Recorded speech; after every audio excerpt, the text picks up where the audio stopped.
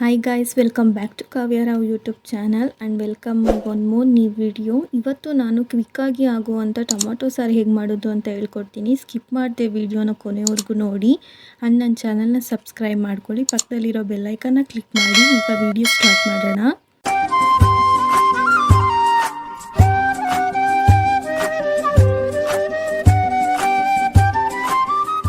ನಾನು ಇಲ್ಲಿ ಟೊಮಾಟೊ ಸಾಂಬಾರಿಗೆ ಬೇಕಾಗಿರೋ ಪದಾರ್ಥಗಳನ್ನು ತಗೊಂಡಿದ್ದೀನಿ. ಸ್ವಲ್ಪ ಕರಿಬೇವಿನ ಸೊಪ್ಪು, ನಂತರ ಒಂದು ಚಿಕ್ಕ ಈರುಳ್ಳಿ, ಸ್ವಲ್ಪ ಕೊತ್ತಂಬರಿ ಸೊಪ್ಪು, 3 ಟೊಮಾಟೊ.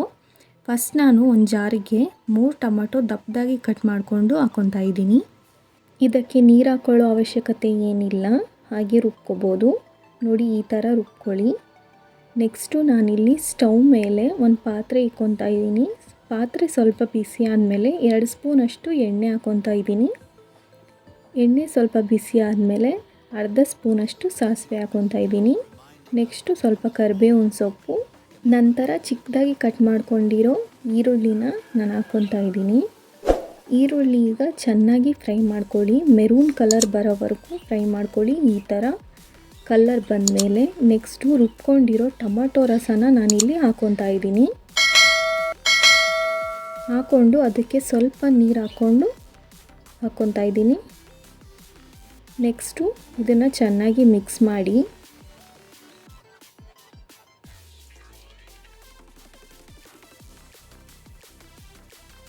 ಇದಕ್ಕೆ ಅರ್ಧ ಗ್ಲಾಸಷ್ಟು ನೀರನ್ನ ಹಾಕ್ಕೊತಾ ಇದ್ದೀನಿ. ಯಾಕಂದರೆ ಟೊಮೊಟೊ ಸಾರಂದಮೇಲೆ ಅದು ತಿಳಿಯಾಗಿರಬೇಕು.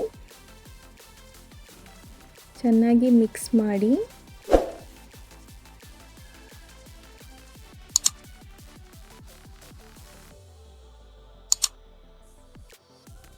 ನೆಕ್ಸ್ಟು ನಾನು ಇದಕ್ಕೆ ರುಚಿಗೆ ತಕ್ಕಷ್ಟು ಉಪ್ಪನ್ನ ಹಾಕ್ಕೊತಾ ಇದ್ದೀನಿ. ಚಿಟಿಕೆ ಅರಿಶಿಣದ ಪುಡಿ, 3 ಸ್ಪೂನಷ್ಟು ಸಾಂಬಾರು ಪುಡಿನ ಹಾಕ್ಕೊತಾ ಇದ್ದೀನಿ.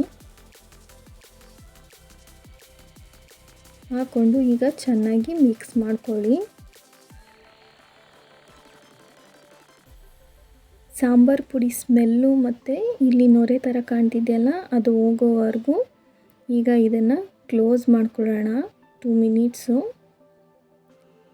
2 ಮಿನಿಟ್ಸ್ ಆದಮೇಲೆ ನೋಡಿ, ಇಲ್ಲಿ ನೊರೆ ಎಲ್ಲ ಹೋಗಿದೆ. ಈಗ ಸಾಂಬಾರು ಪುಡಿ ಸ್ಮೆಲ್ ಕೂಡ ಬರ್ತಿಲ್ಲ. ಟೊಮೊಟೊ ರಸಮ್ ರೆಡಿಯಾಗಿದೆ. ಇದಕ್ಕೆ ಲಾಸ್ಟಲ್ಲಿ ಮೇಲ್ಗಡೆ ಸ್ವಲ್ಪ ಚಿಕ್ಕದಾಗಿ ಕಟ್ ಮಾಡ್ಕೊಂಡಿರೋ ಕೊತ್ತಂಬರಿ ಸೊಪ್ಪು ಹಾಕ್ಕೊಳ್ಳೋಣ. ಆದಮೇಲೆ ಒಂದು ಪಾತ್ರೆಗೆ ಸಾಂಬಾರನ್ನ ಸರ್ವ್ ಮಾಡ್ಕೊಳ್ಳೋಣ.